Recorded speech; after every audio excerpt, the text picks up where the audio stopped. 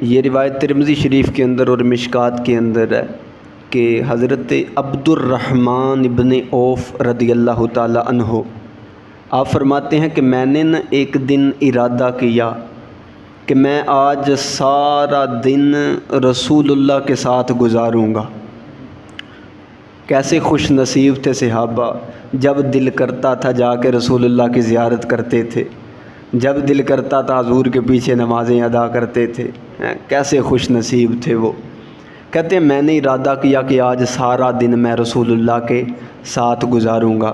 کہتے ہیں میں نے اپنے گھر سے اچھی طرح وضو کیا، اپنی والدہ سے اجازت لی، تو میں جب حضور علیہ السلام کے گھر میں پہنچا، سیدہ عائشہ صدیقہ رضی اللہ تعالی عنہا سے پوچھا تو انہوں نے فرمایا کہ رسول اللہ تو گھر نہیں ہے۔ فرماتے ہیں میں مسجد نبوی میں آیا تو مسجد نبوی میں بھی رسول اللہ نہ ملے۔ کہتے ہیں میں نے صحابہ سے پوچھا تو صحابہ نے بتایا کہ رسول اللہ اس رستے سے گزر کر گئے ہیں۔ عبد الرحمن ابن عوف فرماتے ہیں کہ میں جس طرف صحابہ نے بتایا تھا میں اس طرف کو چل پڑا۔ فرماتے ہیں چلتے چلتے مجھے پتہ چلا کہ رسول اللہ صلی اللہ علیہ وسلم ایک باغ کے اندر تشریف فرما ہیں۔ فرماتے ہیں میں نے اس باغ کا دروازہ کھولا، دروازہ کھول کے اندر داخل ہوا۔ کہتے ہیں میں پیچھے کھڑا تھا، دروازے پہ کھڑا رہا، دور سے دیکھ رہا تھا کہ رسول اللہ صلی اللہ علیہ وسلم کا سر سجدے میں ہے، آقا سجدے میں ہے۔ فرماتے ہیں کافی دیر گزر گئی، رسول اللہ صلی اللہ علیہ وسلم نے سر سجدے سے نہ اٹھایا۔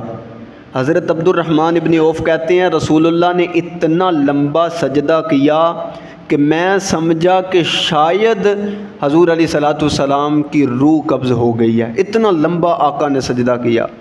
فرماتے ہیں کہ جب میں نے دیکھا کہ آقا سجدے سے سر نہیں اٹھا رہے، فرماتے ہیں میں آگے بڑھا، حضور علیہ السلام کے قریب پہنچوں تو کہتے ہیں میرے پاؤں کی آواز سے پتے تھے تو پتوں کے اوپر جب پاؤں آتا ہے تو آواز پیدا ہوتی ہے۔ کہتے ہیں جب وہ آواز پیدا ہوئی تو رسول اللہ سجدے سے سر اٹھایا تو فرمایا کون ہے؟ میں نے عرض کیا رسول اللہ میں عبد الرحمن ہوں۔ فرمایا کس طرح آنا ہوا؟ عرض کیا رسول اللہ آج میرا ارادہ ہے کہ آج سارا دن میں آپ کے ساتھ گزاروں گا، آج میں گھر سے ارادہ کر کے آیا ہوں کہ سارا دن آپ کی صحبت میں رہوں گا۔ فوراً حضرت عبد الرحمن ابن عوف نے سوال کیا یا رسول اللہ آج آپ نے بڑا لمبا سجدہ کیا، اتنا لمبا سجدہ، یہ کیسا سجدہ تھا؟ آقا نے فرمایا یہ شکرانے کے طور پہ میں نے سجدہ ادا کیا ہے، یہ سجدہ شکر تھا۔ اور سجدہ شکر تب ادا کیا جاتا ہے جب کوئی نعمت ملتی ہے۔ یا رسول اللہ کون سی نعمت آپ کو عطا کی گئی ہے کہ جس پر آپ سجدہ شکر ادا کر رہے ہیں؟ نعمت بڑی پیاری ہے۔ پیارے آقا صلی اللہ علیہ وسلم فرماتے ہیں، حضرت عبد الرحمن ابن عوف فرماتے ہیں میں نے جب پوچھا تو آقا نے فرمایا کہ عبد الرحمن میں اس بات پر اللہ کا شکر ادا کر رہا ہوں، اس بات پر میں نے اتنا لمبا سجدہ ادا کیا ہے کہ من صلی علیہ احدا صلی اللہ علیہ عشرہ، فرمایا میرا جو بھی امتی میری ذات پہ ایک دفعہ درود پڑھے گا رب اس پہ 10 رحمتیں نازل فرمائے گا۔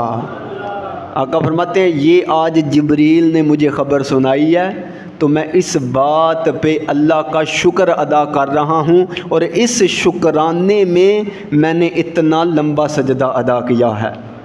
یعنی یہ جو چیز ہے درود پڑھنا اور اس پر اللہ کا بندے کے اوپر رحمت نازل کرنا، یہ رسول اللہ صلی اللہ علیہ وسلم کے نزدیک کتنی بڑی نعمت ہے۔ اب دیکھو نا ہمارے کتنی نعمتیں ہمیں ملتی ہیں لیکن ہم سجدے شکرانے کے سجدے یا نماز نہیں ادا کرتے۔ جب بہت بڑی نعمت ملے نا تو ہماری عادت ہوتی ہے کہ یار چلیں اب اللہ کی بارگاہ میں نا کوئی نماز پڑھ لیں، کوئی سجدہ شکر کریں، اس طرح کا معاملہ ہوتا ہے۔ یعنی یہ جو درود پڑھنے پر اللہ پاک بندے پہ رحمت نازل فرماتا ہے، رسول اللہ صلی اللہ علیہ وسلم کے نزدیک یہ بہت بڑی نعمت ہے۔ تو اس لیے درود پاک ہمیں بھی پڑھنا چاہیے اور کثرت کے ساتھ پڑھنا چاہیے۔